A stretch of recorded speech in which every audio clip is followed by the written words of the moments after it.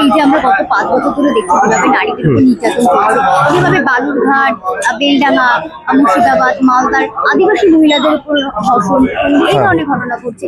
একজন সাধারণ মানুষ হিসেবে কিভাবে দেখছেন?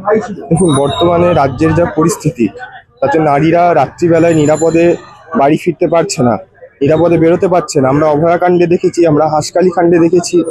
আর এই কাণ্ডগুলি যখন ঘটেছে, যখন একাধিক ধর্ষণ কাণ্ড ঘটেছে, মাননীয়া রেপিস্টদের প্রোটেস্ট করেছেন, রেপিস্টদের পরিবারকে একটা টাকা অ্যামাউন্ট অফার করেছেন, কিন্তু তাকে ন্যায্য বিচারের জন্য কোনোদিন রাস্তায় দেখা যায়নি। এটা বলবো যে এই সরকার মাটি মানুষ উভয়কেই কাঁদাচ্ছে, এবং এই সরকার সম্পূর্ণরূপে নারী এবং শিশু বিদ্বেষী। আমরা আজকে যেখানে দাঁড়িয়ে আছি 8 নম্বর ওয়ার্ডে, এই ওয়ার্ডের আজ থেকে 2 বছর আগে অভিষেক এবং অতনু নামের 2টি ছেলেকে হত্যা করা হয়, এবং যখন পুলিশের কাছে বাড়ির লোক বডি চায়, সেই বডি চাওয়ার জন্য পুলিশ তাদের কাছে টাকা চায়। এই পরিস্থিতি এখন বর্তমানে।